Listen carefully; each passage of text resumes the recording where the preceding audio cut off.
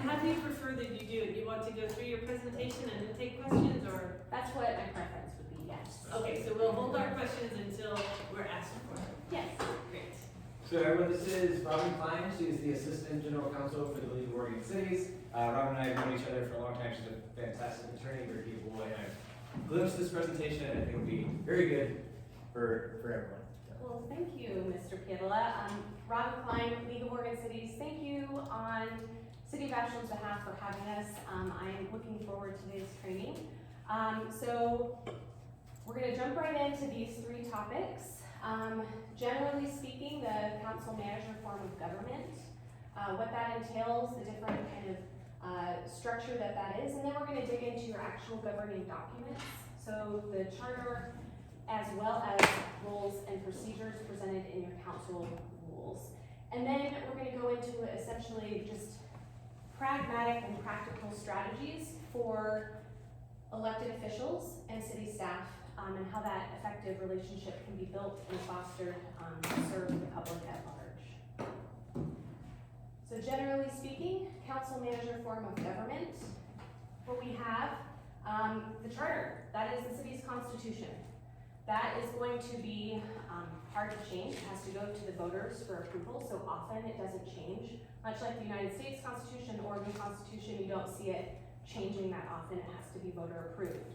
So the charter is the Constitution, but there are also other governing laws and rules that apply to council and staff, and that's going to be found in the rules of procedure. So council manager form of government is just one of many types of structures that a local government could have. In Oregon, we have a really cool thing called home rule. We aren't going to nerd out on what that is, but essentially every city can choose their form of government. That's why the city of Portland invented a new one. We're not going into the details of that, but they were able to do that because of home rule authority. So that's not the case in all states. Some states have statutorily prescribed forms of government. You may have heard of different ones. Strong mayor form of government, weak mayor form of government, commissioner form of government. There's all kinds, but City of Ashland has chosen as of 2020 to have the council manager form of government. Essentially that charges the council to create and enforce public policy. One of the biggest things is going to be passing the budget, right? Money. How do we spend money? Where does the money go? How much money do we have? What are the sources of revenue? What's the debt? What do we have to do? The budget is a big component of the authority of council. Excuse me just a moment. Alyssa, are we able to pick up the audio on this for the recording? I think only audio, not video. Yep, not video. But do we want her to speak into the mic? I think it's fine. I think we're good. It's fine the way it is? Okay, go ahead. I adjusted it there just in case. So the other big component or what the council is charged with is going to be legislation. That's going to be ordinances. That's going to be the code. And that's going to be enforceable by local law enforcement and go through the process there judicially. Within the charter, it specifies the very narrow limiting hiring and firing authority, and that's outlined specifically in the charter. There's also taxes that can be levied, and often the long-term strategy and the goals, which can be both short-term and long-term, also statutorily prescribed long-term visions such as comprehensive plans, transportation plans, things that are required, generally land use related. Those are kind of the visionary policy adoption tools that the council adopts. And then strong political leadership of elected officials. That's going to be the council part of the council manager form of government. Can I just may I? Well, she wanted Oh, Kristen yeah, to say it. Oh, at the end, okay. Is that gonna, just because of the time, I just want to make sure I get through everything.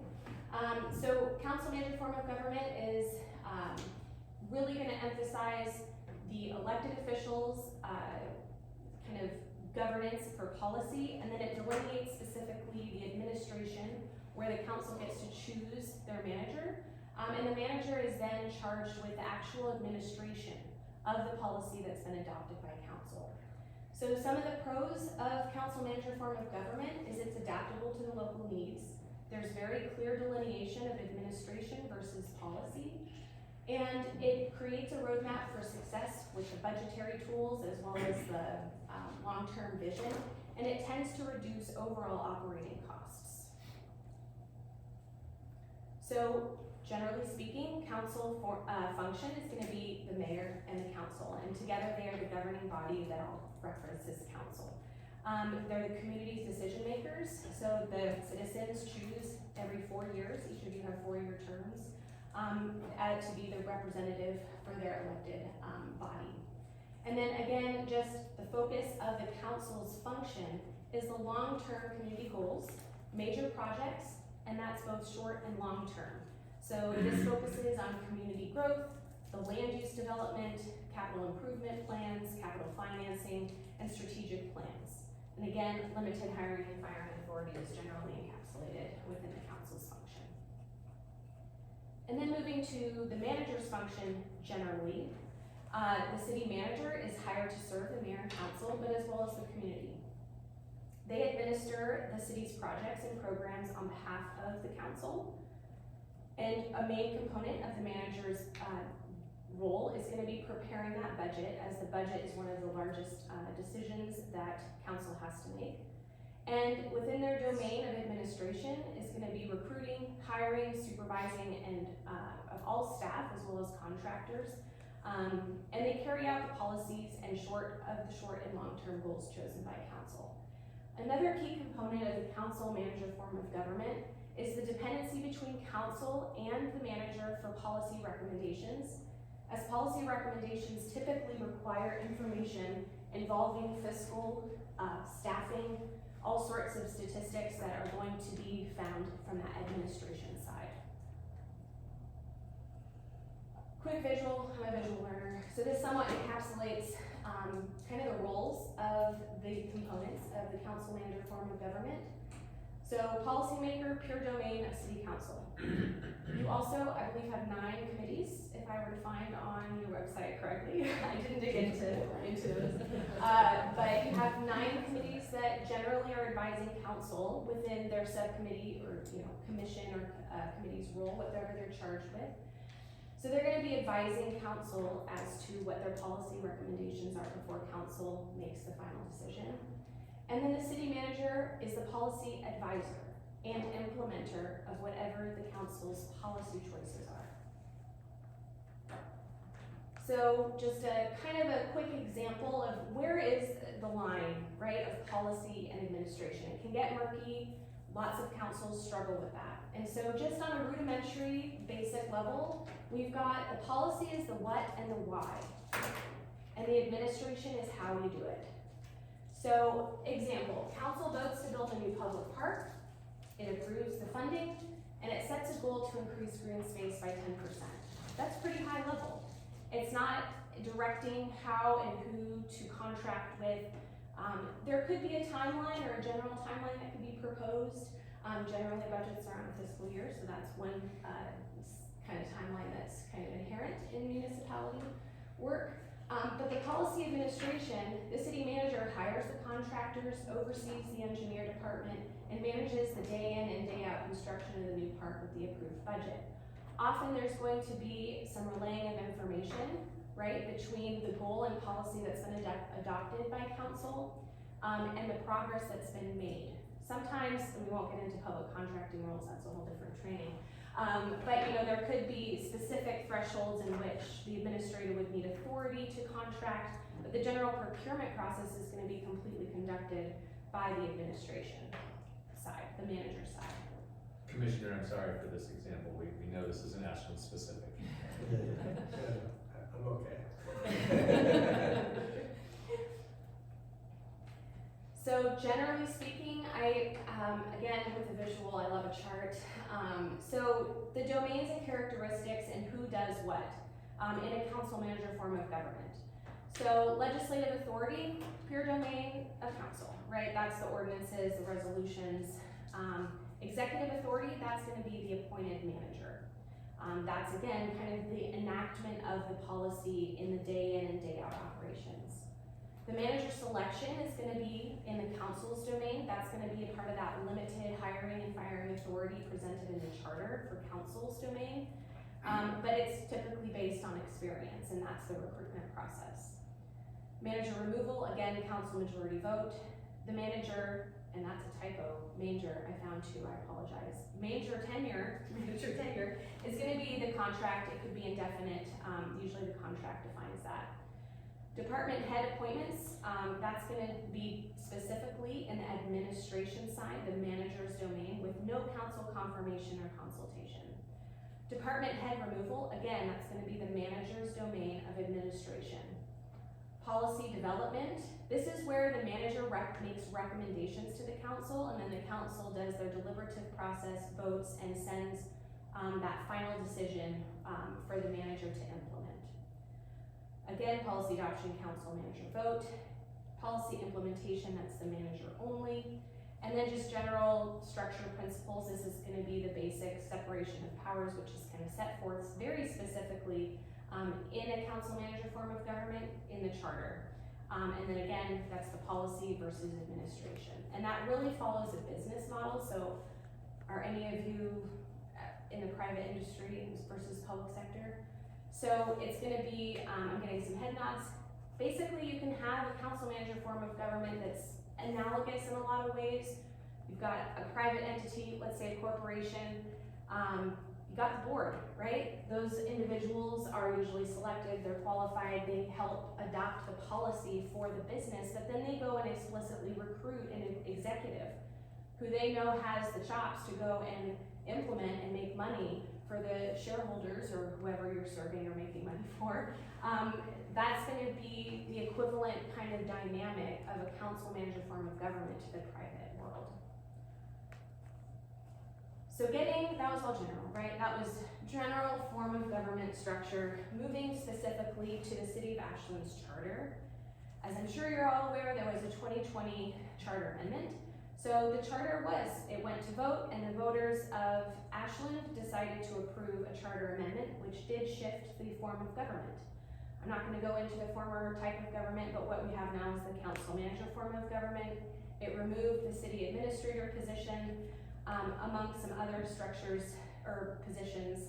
For example, the city recorder is now in the domain of appointment through the city manager. So generally speaking, the roles and responsibilities I've already talked on can be found in the charter, which is quite lengthy. I don't know how many of you have read it. I've recently read it thoroughly. And if there's, I'm not the legal counsel for the city, but what is presented here is what is found specifically in the charter and your council rules of procedure. So if you're curious of citations or if you want to find something, essentially this is what the specific roles and responsibilities of today's training are derived from. So they're found in your governing documents. And as I mentioned, a charter is more difficult to change. That has to be voter approved. But for example, the resolution 2023-30, the council practices and protocols, in some jurisdictions that's called council rules of procedure, and that's often required to be adopted as your charter requires you to adopt. But you can change that as a governing body so that it works for your local practice, your local customs, how it works with your staff. So that is a procedural tool, a set of rules that it's a little bit more nimble to change. You can do it in public meeting and change accordingly to how that works. I don't know if it's reviewed periodically. We're in the process right now. You're in the process, so that's a great example of how you can review and change the rules so that they work for you. So the elected officials set forth in your charter: 1 mayor, 6 councilors, 5 Ashland Park commissioners, we have them here, 1 municipal judge. This training really focuses on the bolded elected officials, so my apologies to the park commissioners. But we're really going to focus on the mayor's charter roles and responsibilities, the councilors' roles and responsibilities, and then move to the manager's roles and responsibilities. Which there are 2 delineated appointed officers, the city manager and the city attorney. The city manager, I believe, supervises 9 departments, and the legal department has a single department. So the charter, elected 4-year term, political head of government, annual state of the city report to council and citizens. Is that, I think, typically done in the start of the year? Yeah. And so this is a very specific thing to each city as to whether or not the mayor gets to vote or not, and if they get to vote in tiebreakers. So no vote unless a tie, it's very specific. No abstention permitted, and allowed to vote with the budget committee. So those are very clear, delineated ways that the mayor can participate in voting. There is veto authority for ordinances and resolutions, however, the council can override that veto. And we'll get a little bit more into the presiding officer, but very typically across the board of all structures of government, the mayor is the presiding officer. So that's a pretty hefty duty if you've never done it before, running parliamentary rule meetings, keeping the public apprised and in line, and making sure that the councilors all feel heard and have that deliberative process be fair and constructive. That's a pretty tall order. So the presiding officer, we'll get a little bit into that. We're not doing parliamentary rules, but that's one of the things the mayor has an extra duty for. And then who is chair of council?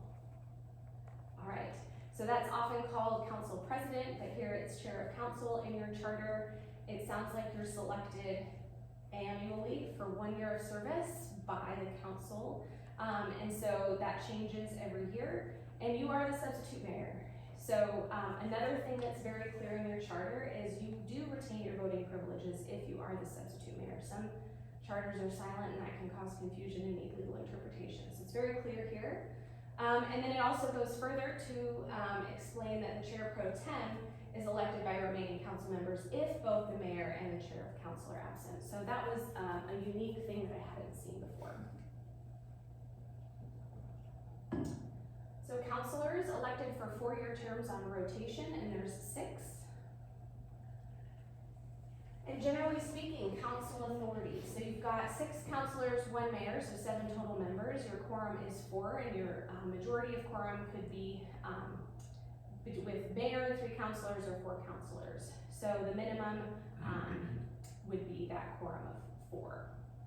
Regular meetings once a month is required at a minimum, and again, it's prescribed by your charter that you shall adopt those rules of procedure. So that's the vested council authority found in the charter.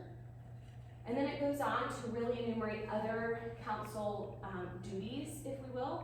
So you legislate, you make ordinances, you renew your code, you review your code, levy taxes, issue general obligation bonds for specific purposes, levy a special assessments for specific purposes, borrow money to specific amounts, issue bonds. So a lot of things to do with the budget and revenue, and all sorts of varying fees. And you protect the water system or manage the water system. Public improvements, public utilities, there's a cemetery trust fund, there's a municipal airport, there's a city band. First city band I've ever seen in a charter, so I hear it's still utilized annually or a couple times a year, so that is pretty cool as a charter nerd. So council authority, this is kind of the summary, right, in a visual depiction. You legislate, you make ordinances, and you pass that budget. Those are gonna be the really big components. Policymakers and visionaries I've kind of mentioned. That could be annual strategic plans, that could be your comprehensive plan, your transportation plan. You have that limited hiring and firing authority over the city manager as well as the city attorney. And you do have a planning commission, so you do act in a quasi-judicial role often or sometimes. So if there's an appeal from the planning commission or certain types of land use decisions that are specific, you would be acting more in a judicial body instead of that legislative body. And we're not going to go into all of the rules that apply when you are acting as a quasi-judicial body. Generally speaking, there's going to be a lot more due process procedural requirements. And the most important thing for councils to remember is you never act alone, right? You need to have a vote that is a majority of the quorum at a minimum, or a majority of the councilors present. So it's really that centralized power, and that is kind of what is at the core of democracy, right?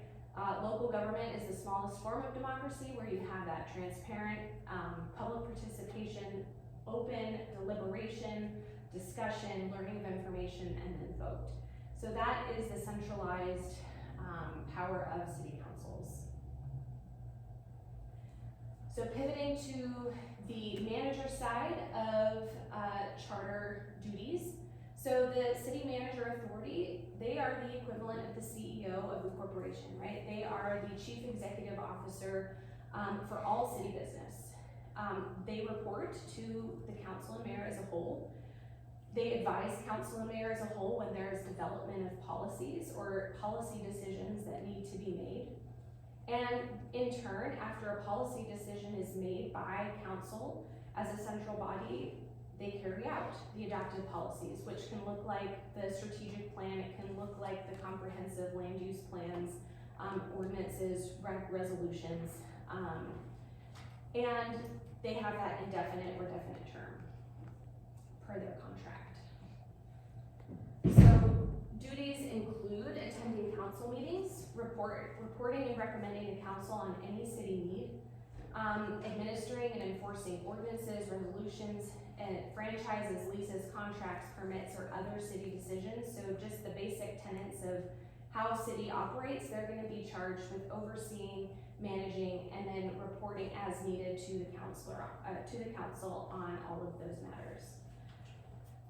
They also are charged with appointments, and they supervise all non-elected department heads and other city employees. There is an exception for the Ashland Parks and Recreation Commission in the city attorney's office. And then basically they're charged with organizing the administrative structure as they deem best. So they can change the organizational structure, they can change how the departments are structured, anything like that. They're the CEO of the city. So they really do have quite a broad oversight over the city administration. And again, that's one of the core components generally of the council manager form of government, is that it generally is more fiscally efficient because there is a chief executive officer overseeing that. Again, continuing on with the charter city manager duties, they prepare and administer the annual budget, which you probably just got done with your budgetary process. It's usually a pretty heavy 6-month plus lift. Administer city utilities and properties, assist council in developing city policies, and any other duties as assigned by council. So the city manager definitely has the most duties as assigned in the charter as the citizens approved within their constitution. And then the city recorder, it's the city manager appoints. So that is mentioned in the charter, so I highlighted it here. So those are the charter specific roles and duties as outlined in the charter. I've mentioned in the next few slides items that are mentioned in the resolution 2023-30B, which is going to be your council rules of procedure. So I'm kind of going through these quickly as you're likely all familiar with, your regular and special meetings schedule. But it is outlined as it's required by the charter that you have these adopted. So you do have that. Robert's Rules of Order is the default, and then you can hold various and sundry meetings. The agendas do have some rules surrounding it. So city manager is responsible for agenda preparation, and it does follow rules order of business. That's a whole section in the council rules of procedure. We're gonna kind of talk about the next one a little bit later, but 2 council members may place item on agenda if it does not require more than 2 hours of staff time. During meeting, the council majority may add an agenda item, and presiding officer is required to adhere to agenda schedule unless the council consensus is to extend time. We're going to talk a little bit more about that second one in a bit. So the rules also address council meeting deliberations. Presiding officer, again, is charged with ensuring that each council member speaks on an issue, and members must be asked to be recognized prior to speaking. So these are kind of some decorum rules about deliberation. Members speak once per issue unless permitted otherwise after each member has spoken or declined to speak. And time limits per issue set by presiding officer. This particular slide really goes into the latter half of this training as far as does the governing body work efficiently as a decision-making body. Fairness and openness is often a pretty big component of a functional council. And when council members feel as though it's not a fair process, things can derail sometimes pretty quickly. And then council meeting decorum, presiding officer is charged with decorum both to council, staff, and the public, as far as meetings go. All right, so those are kind of the nuts and bolts of the law as is presented in your local governing rules. The latter half of this training is more about effective council and staff relationships. Because inherent within the form of government of council manager, I mean, there's two names, right? And they need to work together to have a functioning government. So this is more geared towards some soft skills, which is something that needs to be developed often. Everyone has different lived experience, education, job histories, family dynamics, everyone brings something unique to the table. And so some people are really good at the soft skills, and from a lawyer's perspective, usually that profession, we lack the soft skills. So that's something that we tend to highlight in the effective council and staff relationships. So generally, I have a very interactive type of training, but given the formality of the setting, I'll just explain kind of how I think of effective council habits is analogous to if you're on a sports team. So most people have played some sort of sport or been on some sort of team, and it's helpful to think about the sport of being on council. I mean, it's not going to be verbatim like being on a basketball team, right? Or a football team. But to be a successful sports team, you need to all know the rules. You need to all know what role or position you're playing. You all need to listen to the coach. You all want to know the rules on how to win or how to improve.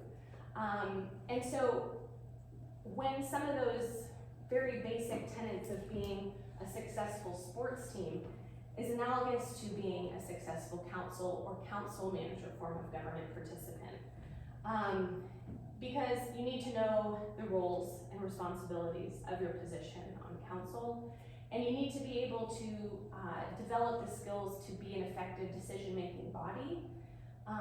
And that's kind of what this slide is about, is essentially how do you as a governing body adopt policy in a productive, efficient way that also assists staff in when they're charged with implementing that policy. So, not arguing. If you're gonna argue, make it a productive discussion. You can watch your tone of voice. You can be prepared with questions. You can be respectful. You can have a respectful dissent. You can have active listening. These are all types of soft skills of effective council habits. I am going to open up. Is anything missing from this list for this particular group that would be beneficial?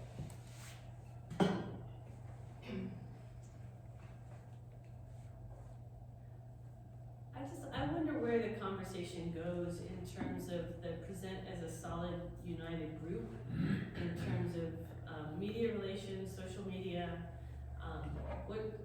Are there some standards that we should be thinking of in terms of, if the council does something that I disagree with, what is the appropriate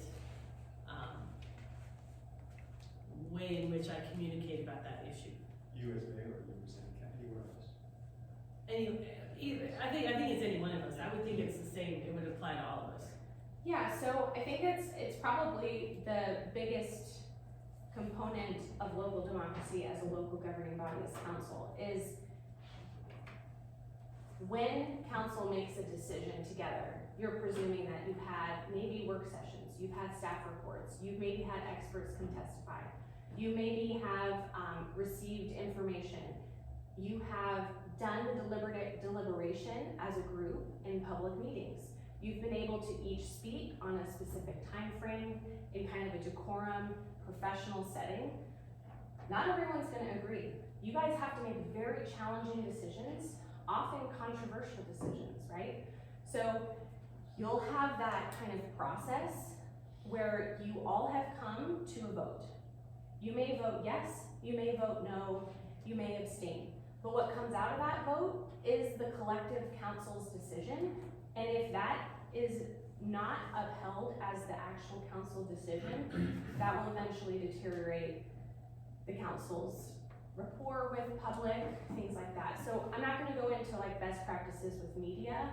That's kind of a separate training, but generally what's being talked about here is presenting as a solid united group is gonna be that deliberative process where disagreement will happen, and whatever the vote is, whatever the majority of quorum or majority of present members is, it's the centralized power.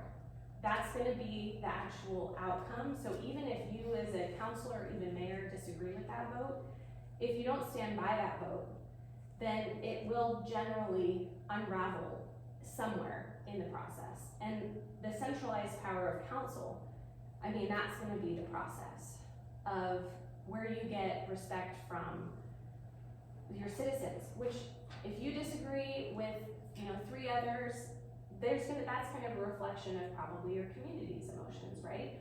So there might be some discord as to the decision, but the thing about it is, it might come back on another agenda item, or it may be reopened.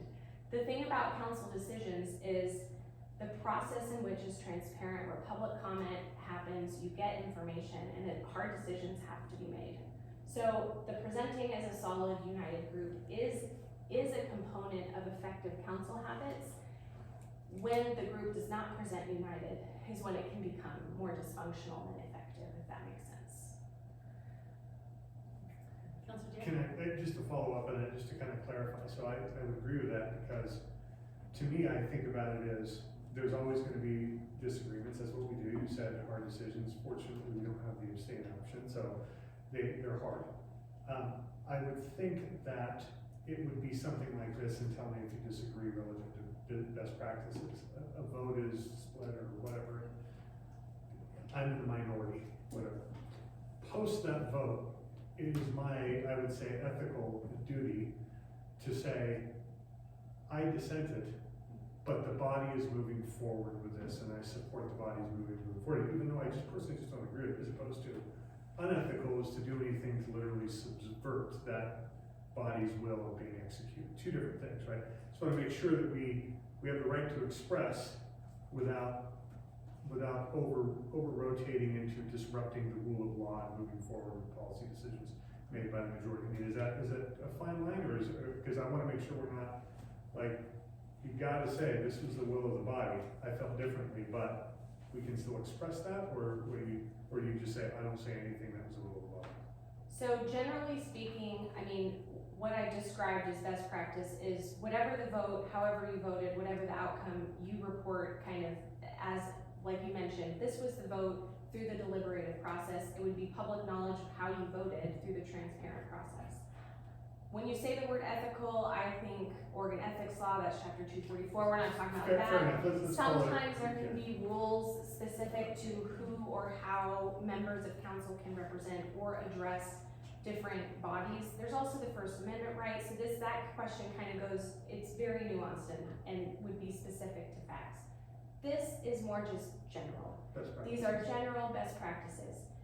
For a city council to be efficient and productive, it would be to present as a solid, united group. What that looks like for this may look slightly different for Ontario. It may look different than Boardman.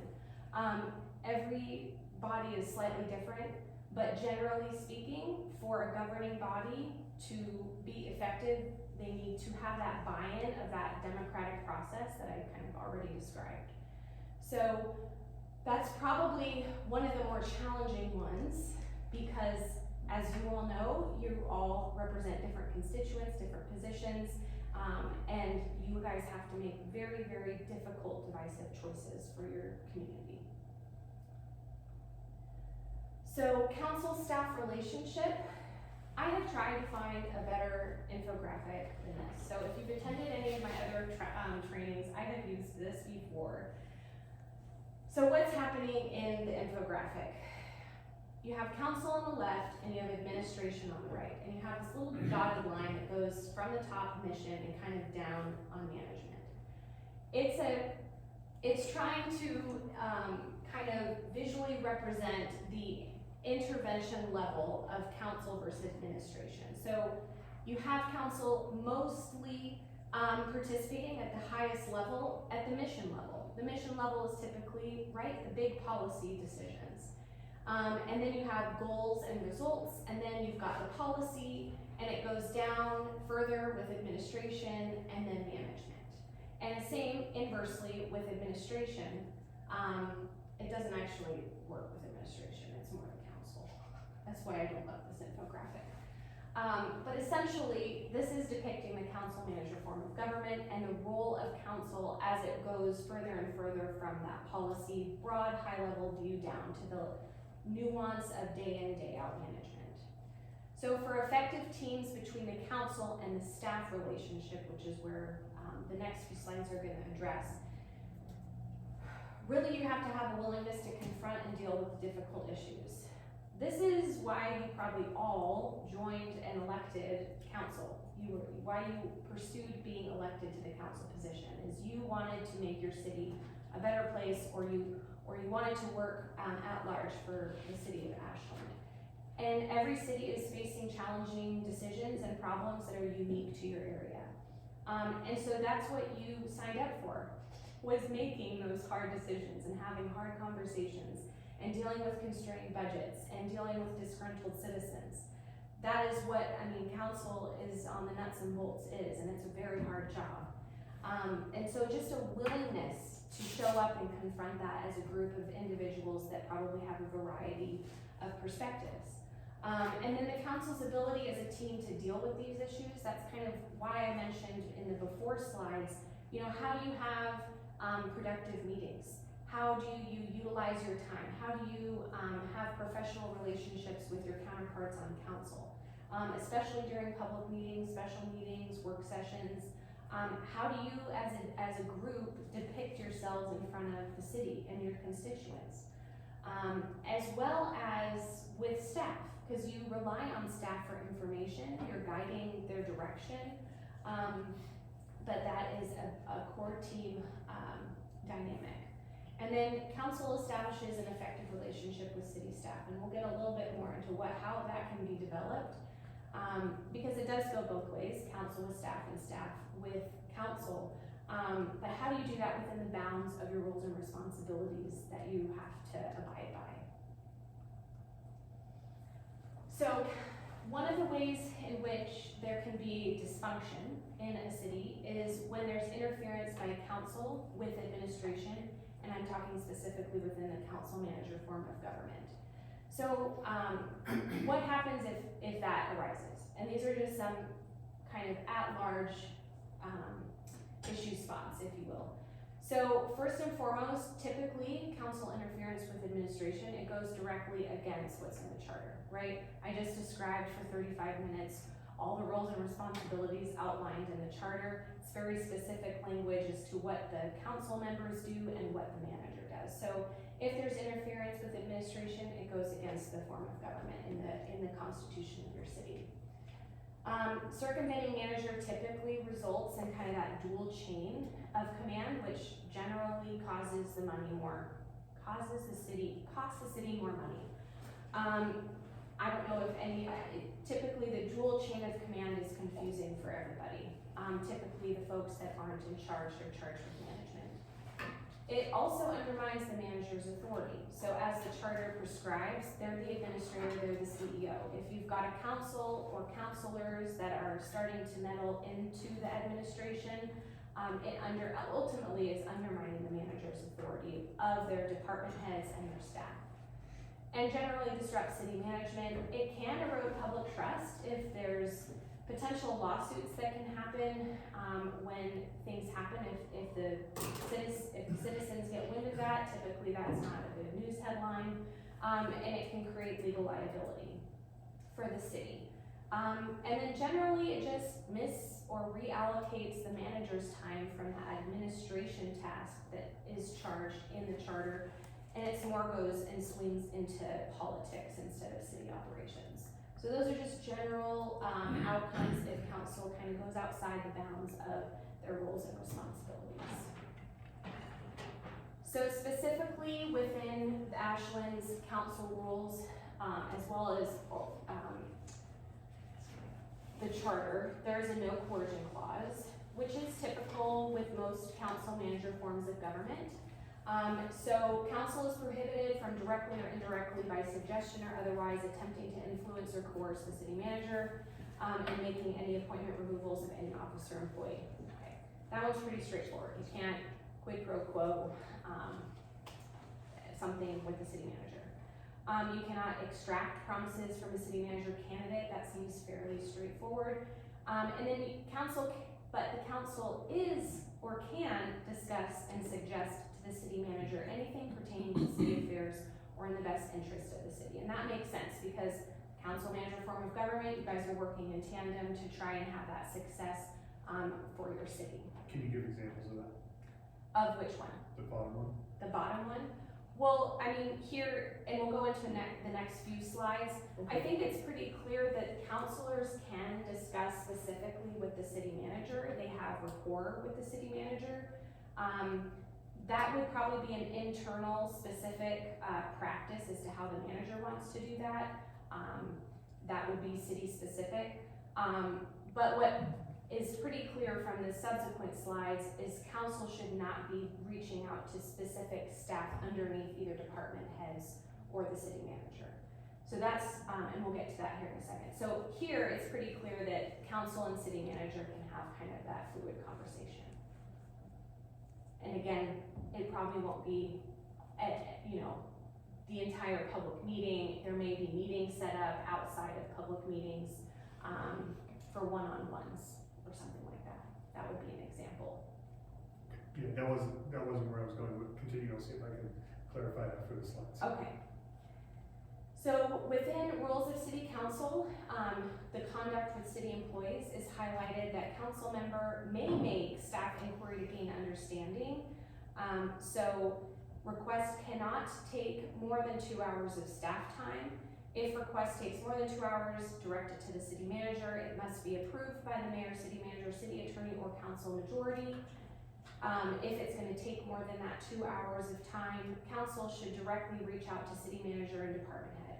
So here it kind of further delineates from that last slide, that there's a 2-hour staff time cutoff, and if it's gonna take more time, then you kind of need to have that kind of approval. But council members must not interfere with staff. Respect policymaking and administration separation. So if you read this in tandem, essentially you've got, obviously we want council members to be informed, and that's why there's staff reports, and that's why they are usually available at public meetings or work sessions or whatever. But if there's still understanding that needs to be made, let's say you're new on city council, you have no idea what the comprehensive plan even is, and you need more nuanced information, there should be some information provided, but also there just may need to be some catch-up. So there might be some background information that might be needed. If that's gonna take more than 2 hours of staff time, it really needs to be directed to the city manager or department head so that the staff doesn't have that kind of dual reporting, right? If you're going to the city recorder asking for something, that needs to maybe just be cleared by their supervisor first, which I think is the city manager. And then it goes on, there's another resolution number, council request to staff. So outside meetings, councilor submits request to city manager or department head, never to the staff person.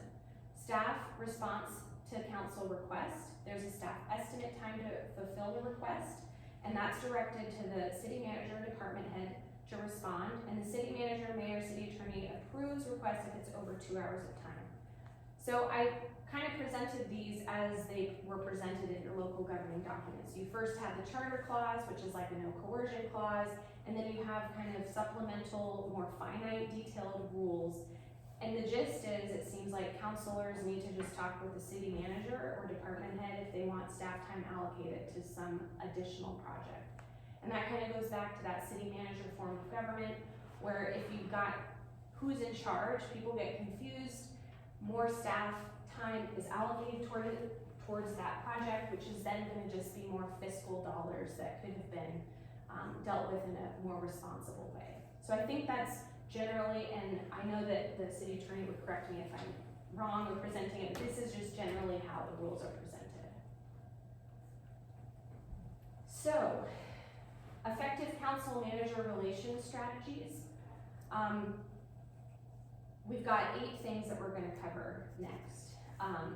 These are essentially the practical approaches on how to develop positive rapport for both council and staff and council. So with the council manager form of government, again, it really takes both working together well for it to be a functioning, effective form of government. And so I found a really great kind of well-researched article out of North Carolina, which again is different than Oregon.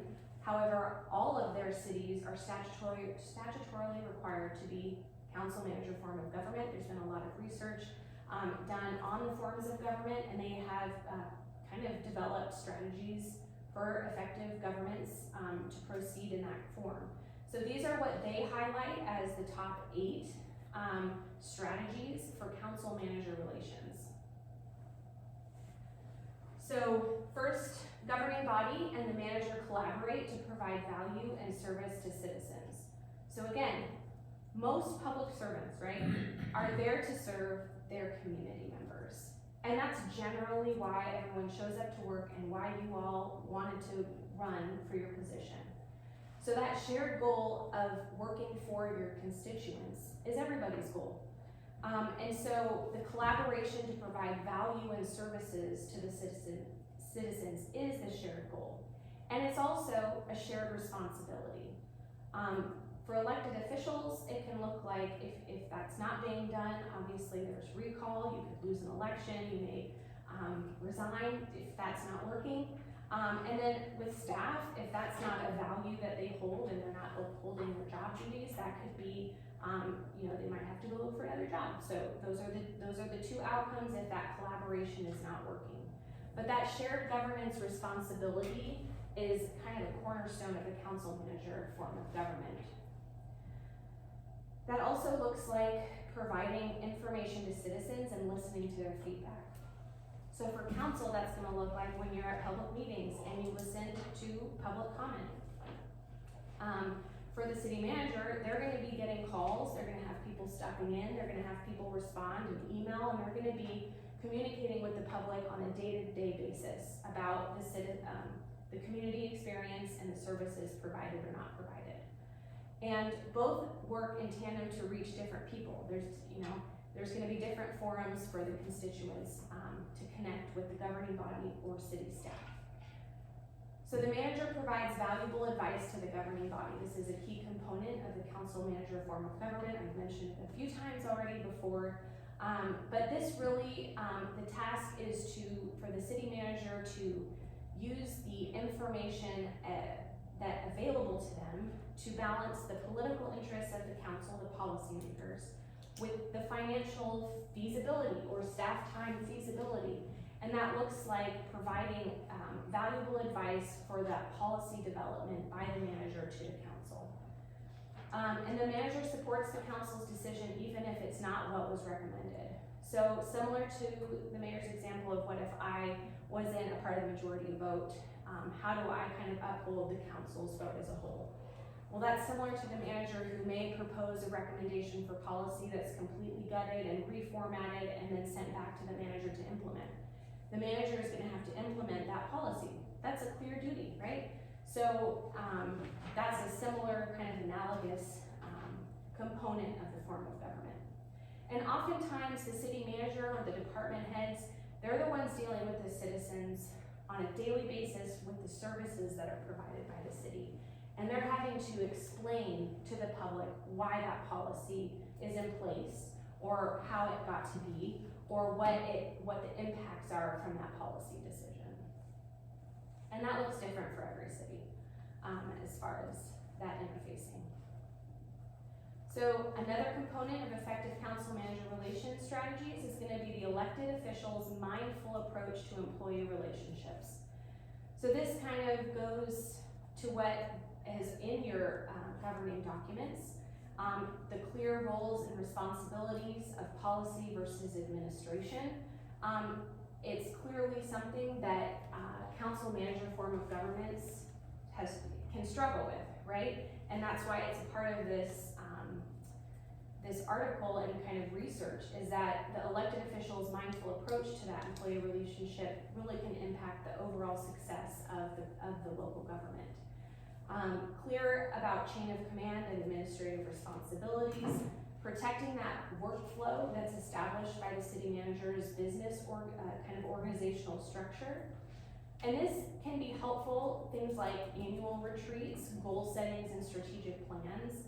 That kind of interfaces the council and the staff together, because you have bite-sized goals to get to those bigger goals. Sometimes, you know, again, if you're training for a marathon, you're not just gonna go run 26.2 miles, right? I mean, if you do, good for you.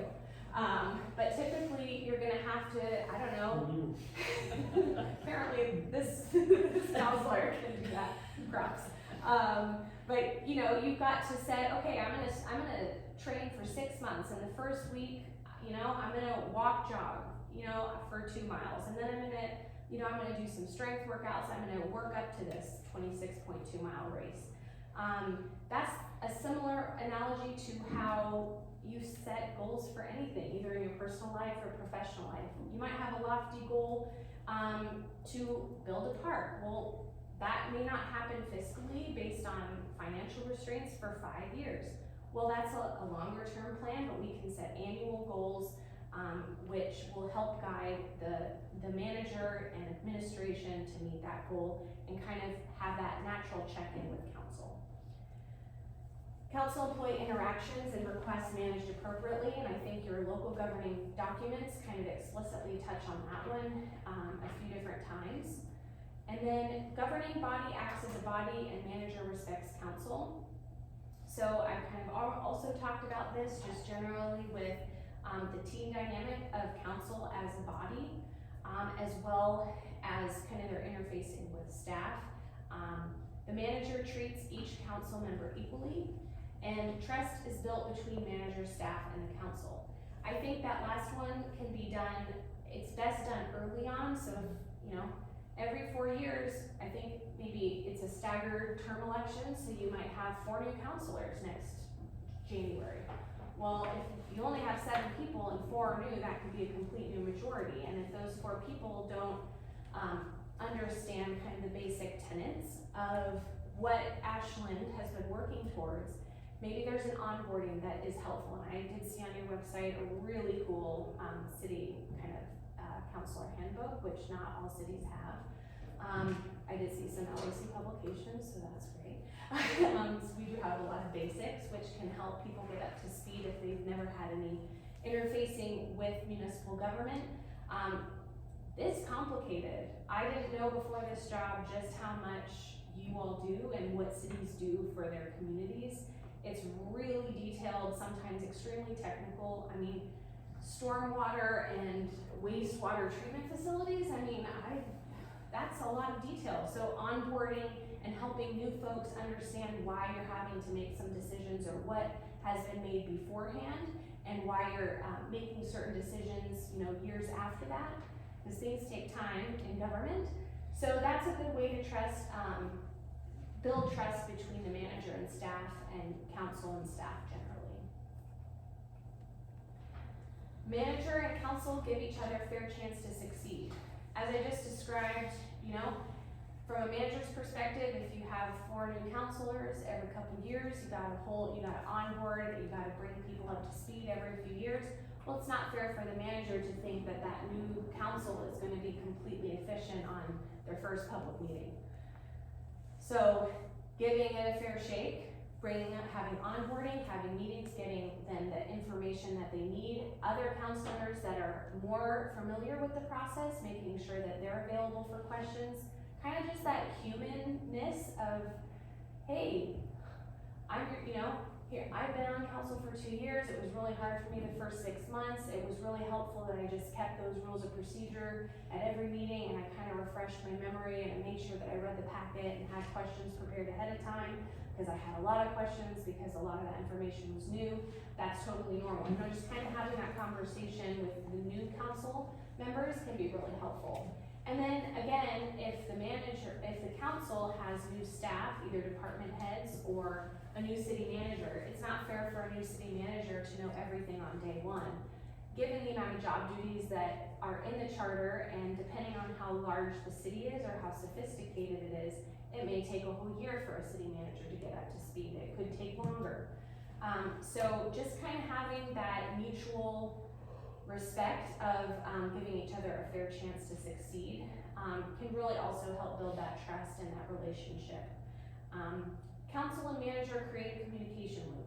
So again, developing this early, knowing what is the custom that works for everybody, being open to changing if something isn't working, constructive and timely feedback. So if you withhold, something that is going wrong for 11 months and then you bring it out in the annual review, that sometimes is not as fair as if maybe something happens in a public meeting and then in your one-on-one the next week you have a professional constructive feedback with kind of creating that communication loop. Oftentimes contracts have annual reviews, and then I think the general, how are we doing? That's not how are you doing, it's how are we doing, because of the council manager form of government, it's related to the two parts working together to make the whole. So how are we doing, having some sort of assessment? Often you all as counselors will hear it from constituents, often in public comment. With managers, they're gonna hear it from the community members all day, every day. But how are we doing? How are you assessing? Are you having that annual meeting where you're setting strategic plans? How did we do on our last year's goals? Where are we at with the specific goals that we set last year? How do we track it better? What can we do? Having those reflective questions as a group can be really productive generally with becoming more efficient and effective. So modernizing processes and building organizational capacity. The manager, as we know from the charter and council rules of procedure, they develop and maintain the structure. They maintain the oversight and supervision, hiring and firing, the contracts of the administrative sides of things. They're really charged with attracting, retaining, and motivating talented personnel. So often, if it's a great place to work, people in the community will know. If it's not a good place to work, people in the community will know. So they're charged with whatever the work environment is to try to develop and hire the best possible people to help city administration flow as efficiently as possible. The manager builds and implements best practices and processes for city staff workflow and operations. So similar to the corporation example, the CEO is not going to be taking direction from individual board members on how they're going to operate the corporation business structure. That's going to be the domain of the CEO. And that may include modernizing management workflows. Some cities don't even have public records that are electronic, right? So they may need to develop an electronic, that's probably not the case in Ashland. There's always public records is a whole hot topic, so we won't go there today. But, there could be some sort of modernization that needs to happen within the governmental structure that the city manager would oversee. And then lastly, the team mindset. So again, I've reiterated council manager. I mean, that's the form of government. And hopefully they together can strive to develop effective local government. And so what could this look like? General tenets is an agenda for council meetings. I've heard, maybe there's a strategic plan that happens, and at every agenda, there's kind of a demarcation for this is for goal 7 or 8. I don't know how many goals you have. But every agenda item is working towards one of your larger goals. Having a new council member orientation can be super helpful. Maybe some of you have been super active constituents you knew about local government, maybe you had a family member that was in local government, but if you didn't, and you kind of ran on the platform on a single issue item, and then you got onto council, and you're like, whoa, there's a lot happening more than just the single item that I really wanted to see happen. Having that new member orientation can be really helpful. I work with a lot of newly elected officials, and I get the great joy of sharing how many rules and regulations apply to you all as elected officials. You know, public meeting law, public records laws, state ethics laws, you name it, it's great news for all of you. It's a lot.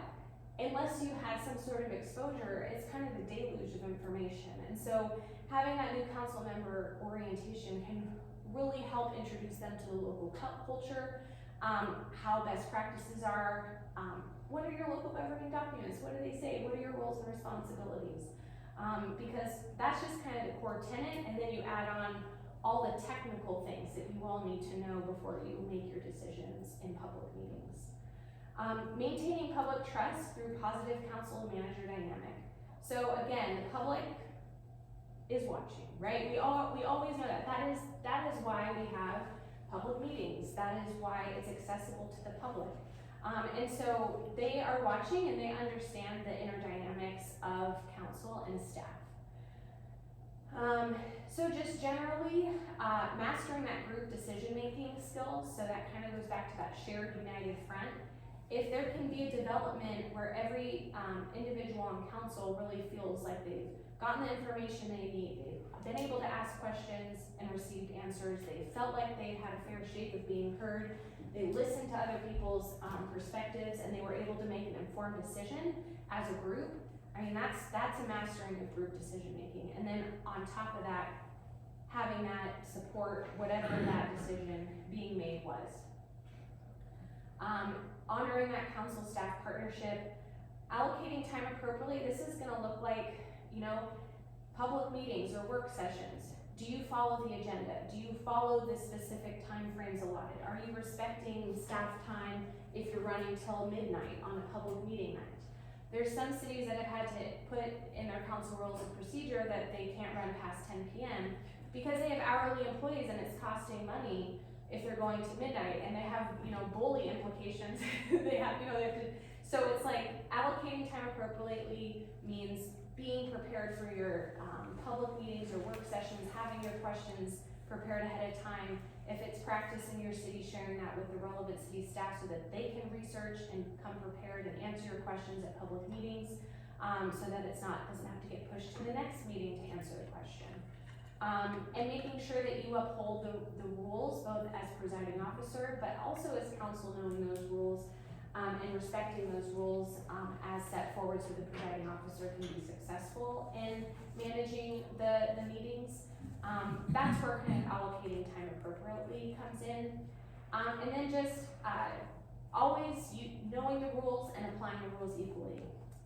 That's the lawyer answer. Just don't disparately, treat the rules. That can be just a super clear, bright line approach, and that seems a little bit overkill in the good times, but at some point it'll vacillate to the bad times, and you'll be glad that you implemented the rules equally and fairly to everybody. If everyone's playing by the same rules of the game, it makes it a lot more enjoyable. So those are kind of the 8 specific strategies that I thought were really salient to the council manager form of government, and it really kind of emulates what your actual local rules are saying. So if you have questions, we do have a few minutes. Hopefully I can answer them. My question We is, got a bunch, so. I got some too, so. Okay, all right. Let me work, I'm gonna work way backward through your slide deck. Okay, Okay, I'll So- try and find the respective slide. it's right, just go back one. Oh, what? Okay, so what I'm interested in is, and appreciate everybody's opinion here, but, so it's great to say use clear rules and procedures for meetings. It's like you look at a rule book and it's like, okay, you can see the rules, right? But like, what is the best practice? And I could list, I could give you 5 right here in 30 seconds of like, I've got a question, right? How is this, how do I interpret this? How does, this is a specific example. I need a city attorney's rule. Because it would be great to put together a big best practices, it's great to have the rules, but to say, these are some examples, kind of like a casebook kind of a thing. Should we have a collection of those that we continue to add because it goes into the new counselor manual? You're like, oh, that, because I have this one. I mean, I got 5 questions just looking at this. Is there a best practice to say, do you submit those questions to the city attorney? Is it a joint mayor, city manager, city attorney puts it together? I mean, how do you do that? Because I could give you a question right now if you wanted one as an example, but you see where I'm going with this? So generally from the rules, it seems like if there's a question that you wanna direct to the city attorney, it would need to be a majority of the quorum at a minimum, right? If you wanna direct staff to have a specific interpretation. So I gotta ask council if I'm like, Well, what this does a charter mean for this? And maybe, and I'll defer to Mr. Pietala on how he customarily happens in Ashland. I'm just going off how the rules read, right? That if you want to use staff time, which includes the city attorney, you would need to have that And as I If think, it's over 2 hours. sure, yeah, absolutely. And informally, to your point, and I agree, because we play by the rules, I mean, I would come with an agenda item and say, here's 25 questions, does the body feel like these need to be answered? Informally, I would like to say, hey, is there, these are some things, and I would certainly talk to the mayor and so forth and go, hey, this is probably for the good of the order that future counselors might need to know, these are things that come up.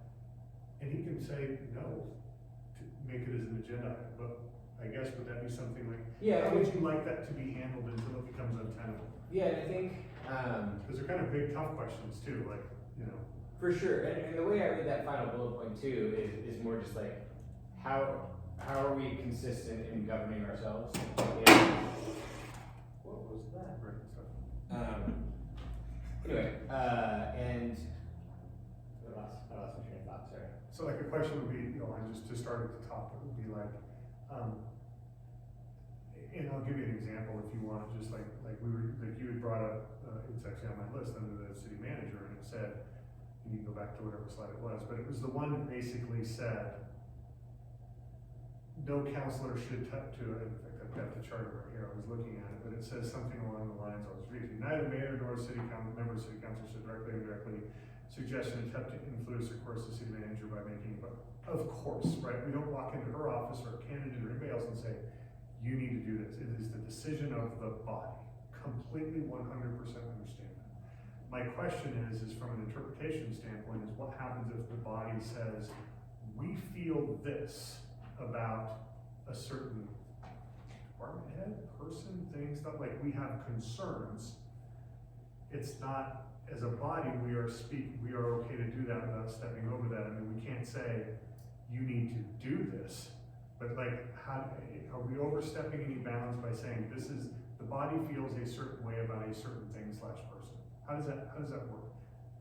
So it sounds like you want an interpretation as to if the council majority wants to know about how the manager is overseeing a department head, what does that look like? How do you get that information? Kind of, like I know that the last, you had it on there, you kind of paraphrased it, but it says, nothing in the section shall be construed, however, as prohibiting the city council, as a body obviously, from fully and freely discussing whether suggesting to the city manager anything pertaining to the city affairs or the best interests of the city.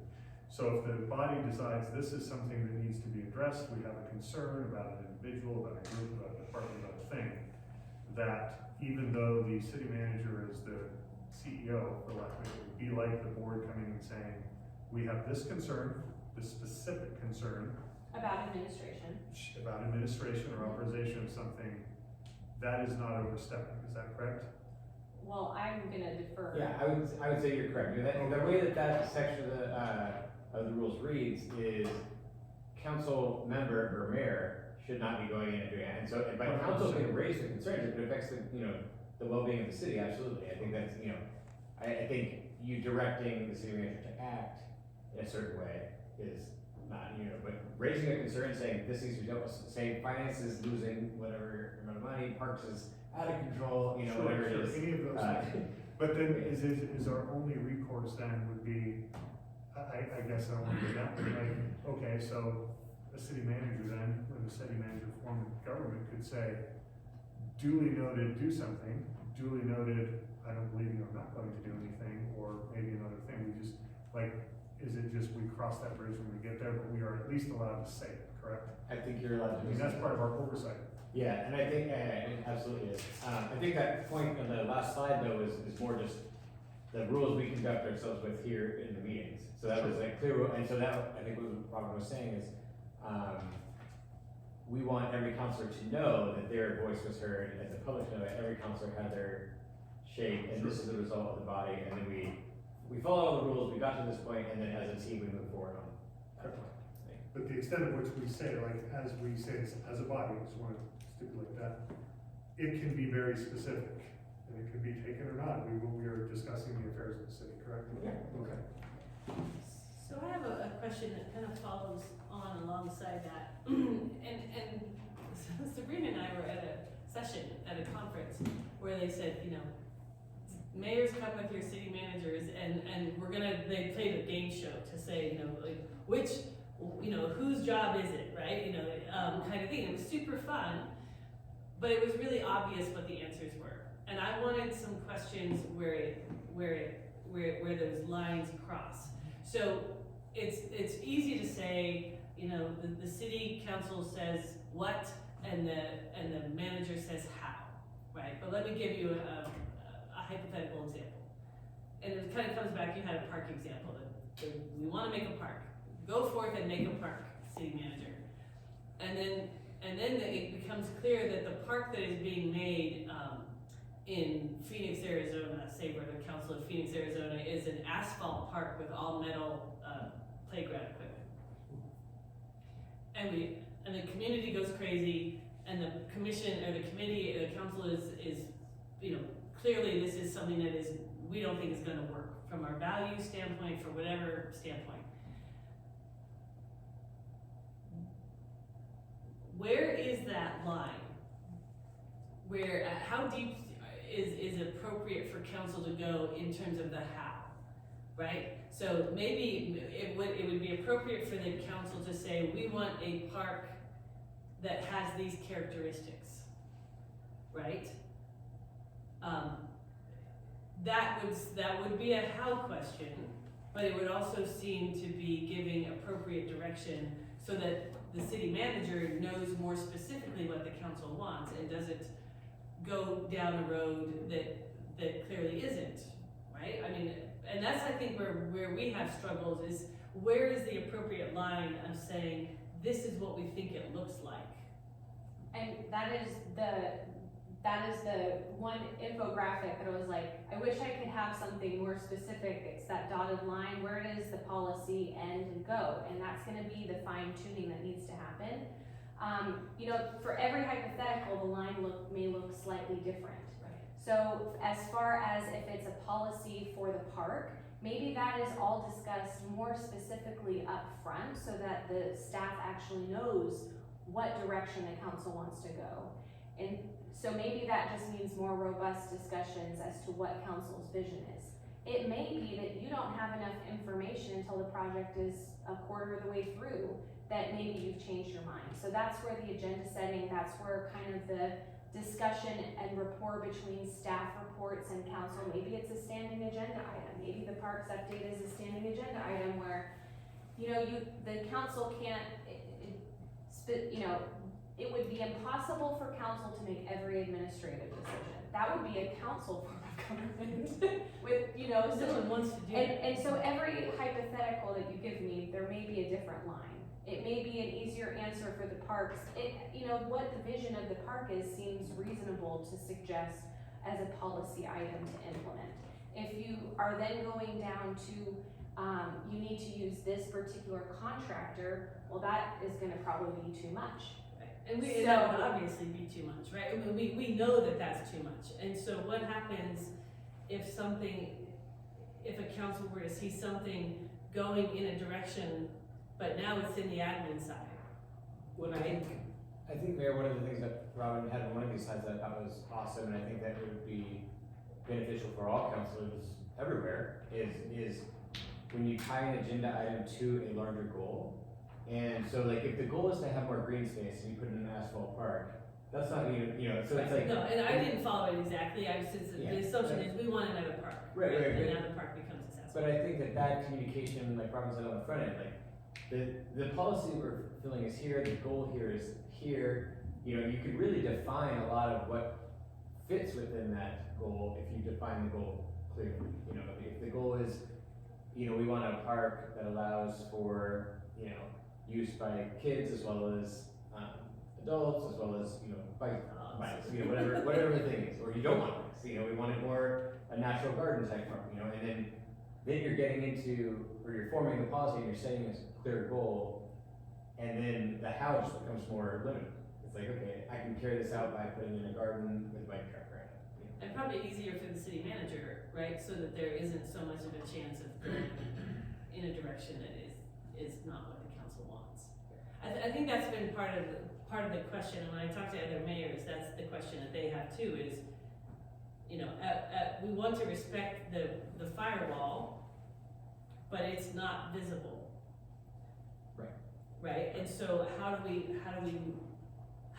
manage our way through circumstances like this, where, you know, and maybe it's not necessarily as much clarity on maybe we don't have that much clarity on the front end of it, and we kind of find out as we go that this is kind of going this way or that way. But as a member of the council, if it's already in that implementation space, it's hard to know when we're crossing a boundary. And I wanna make sure that people have time for more questions, but I think that's been the biggest question, isn't understanding what happens on the ends of the bell curve, right? And those are obvious, it's the weird middle. And I think that's where the manager form of government, where the rapport has to be trust, and there has to be professionalism, there has to be a dependency between the two. The teamwork piece of it. It really is imperative because of how the dual roles are. And I think maybe in the beginning, if you have a new counselor or a new city manager, or you're trying to plan something, maybe put it into phases. Or maybe have built-in check-in points so that there can be more directional input at certain points. Every project is gonna be so wildly different, that's why there's no rule book that's why there's so much gray. And that's why it's a habitual topic of conversation.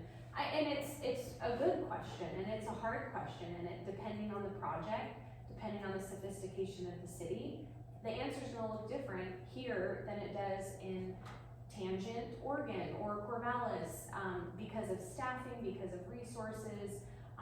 Maybe you have engineers on your department. A lot of cities don't, and so that would be a contract, but maybe you have an engineer who can come inform city council what everything would look like and render diagrams. So that's where I don't have an answer for you, like for every hypothetical.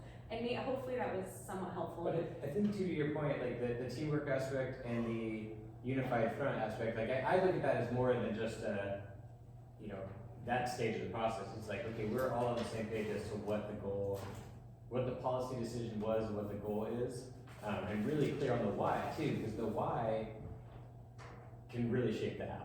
You know, it's not just the what, not just we want a park, but we want a park because there's not, that neighborhood, you know, needs green space, or that neighborhood needs somewhere for kids to go that's not, you know, the railroad tracks, or whatever that, you know, the issue is, that really being unified on that and clear on that. I think it's a lot of front work, but it saves a lot of issues down the road, is why are we doing this? What are we doing and why?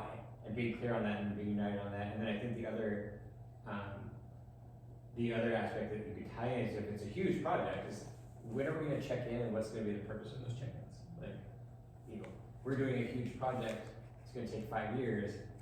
Do we wanna meet every 6 months? Is a yearly check-in okay? Do we wanna meet every quarter? You know, like having those set out and the purpose of those meetings too. And I think this council, in the year change that I've been here, has gotten significantly better at that part, but it's still hard, you know. And one thing that would be nice to add to that, Johan, I think that was very insightful and spot on. I would just add briefly that it would probably be an even better practice for us at the outset to identify, as we're having deliberations during study session and so forth, what are the trade-offs? Because we have multiple goals and we have multiple values, and I know that we run into people all the time who say, you're doing X, but that just says that you don't care about Y. And it's like, no, we're trying to balance all of it. But we need to call out some of these things so that there isn't confusion with this body or staff to be able to say, why aren't you doing this? It's like, Well, we said that this was gonna step on this thing. We have to be able to be very clear about that. Yeah, I agree. I think it's a lot of front end work, and that's where the trust and stuff comes in. It's like, okay, once we get to this point, we know things are gonna happen, and, you know, like, we know everyone's on the same page. We're all unified. But Other questions? We have 5 minutes. I have one last, I've got one. Okay, Slide 1, please, or 2. So we'll go through this quickly. You can just kind of, and this could be a follow-up, but like right here is fine. Okay, this is kind of I'm just kind of setting it up because I had to learn this too, just want to make sure I understand. So council manager versus council administrator, okay? If I go down all of those bullet points, with the exception of the limited hiring and firing authority, because council administrator was, we confirm the department heads, mayor, confirm to the council. Like now it's a board, you've got a CEO, the CEO has every department head underneath it. Okay.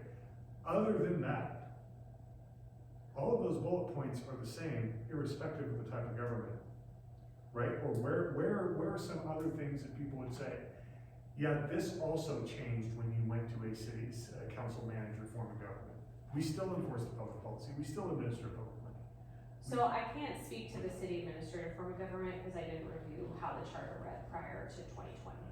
So it sounds like you had insight into Ashland's form of government, Well, city I- administrator. It's the strong mayor piece. It's a mayor Strong mayor, administrative form. weak So the mayor. mayor would have the ability to do all the CEO stuff. Hire, fire department heads, all that. But we've got 241 some odd municipalities who know, are Yeah. getting close with that. Oregon, like all but 3, well now 2, since we changed a few years ago, I think, are council managers. So they've all changed over time, most of them, unless they start out.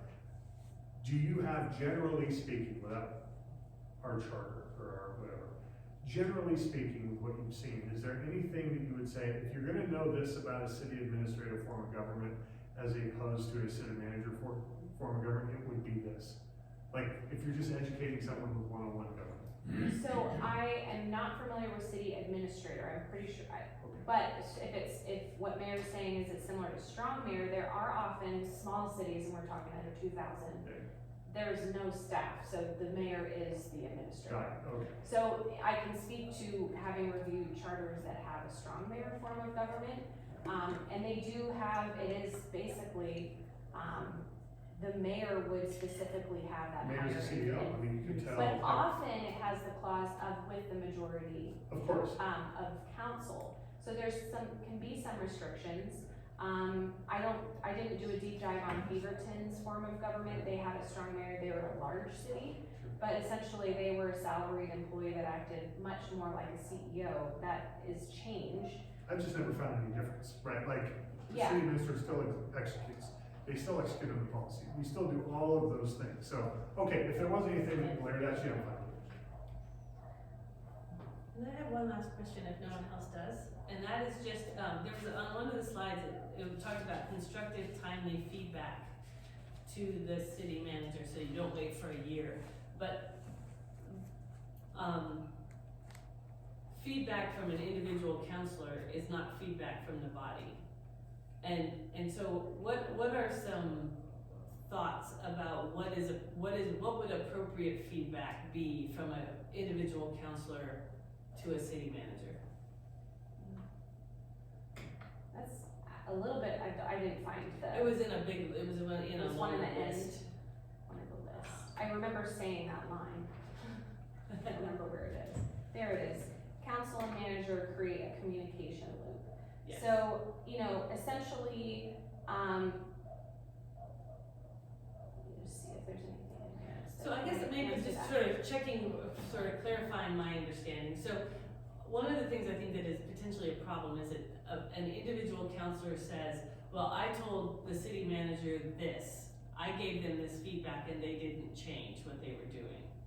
Well, they haven't received feedback from the body. Correct. It's suggestive, right? So as council members, we should understand that if we go as an individual and say, here's some feedback on something that just happened, it is my thoughts, and if the city manager doesn't choose to take my advice or change what they're doing, that they haven't in some way violated anything. There isn't necessarily a problem, because it didn't come from the body. I just want us, because this is guidance, and I think it is helpful, but we need to understand what feedback is, what the boundary lines of that are, and how we should understand any feedback that we give. Yeah, Mr. Candela, do you have anything? I just had a couple of thoughts because of the way that we've done things and the way that we've tried to do things. So we do a city manager report at the end of our business meeting where Sabrina kind of runs through general goings-ons of the cities and kind of updates. And I think during that time, even if it's not in there, it's a time to ask questions about where things are at and provide feedback at that point. And if things are in a different place than the body thinks, you do that all the time during meetings where is this I want to get an idea of what the body thinks on this. That would be the time I personally think, because it causes me heartburn that individual counselors would be giving what could be construed as feedback or beyond that, criticisms or anything like that. I think it should be done publicly, and it should be, is the body on board? Do we want to see this kind of thing, or is the body on board that we need to see a change with how we do whatever I can't think. Actually, we should be talking about real life issues anyway. So, how we deal with problem X, and that's a good time, and then a good time too for Sabrina to say, oh, the issue with that will be this, or let's talk about this at the next meeting so I can find out about, these 3 things that might pertain to that. But unfortunately, our city council meetings, we don't always get to that portion. So I just think it's an opportunity for us to look at doing it, but I think publicly would be the best, in my opinion, way to confirm that it's the body and that we're avoiding public meeting issues. I would agree. The city manager, per the charter, has to take direction from the majority. Right. So, there's gotta be public rapport back and forth. And so I would agree, if there is kind of a set, would you call it city manager report? Mm-hmm. That could be a great line item in addition or at the end, where then all of the council can be heard. Because there may be differing opinions, like you said, there could be a suggestive feedback piece that could differ from another. And so, and then in tandem with kind of that timeliness, where maybe it happens every month or every other month or whatever the schedule is, then it can be broached in a review, or it can be broached in some other kind of more periodic review. And it kind of has had that back and forth opportunity, where instead of kind of the wait and launch at the end. Yeah, I think I'm thinking more in terms of the soft skills of this thing happened and, this is what I saw from my angle, but if we choose to give any of that kind of feedback, we need to understand that it is not feedback from the body. They are not compelled to act on it. It is simply feedback. It's not formal personnel feedback. It is just, this is what I saw in that circumstance. I wanted to make you aware of it. And we step away. Well, if it were to happen at a public meeting and a majority. Not in a public meeting, I'm not talking Yeah. about a public meeting. I'm saying, because when I think of constructive and timely feedback, it's a one-on-one conversation that says, this is what I'm hearing on the street. This thing is rumbling through the city. I want you to know about it, but understanding that doesn't mean we're compelling any sort of behavior or change An or FYI, action. if you will. It's a FYI. We should think about that as FYI if it's one-on-one. Okay.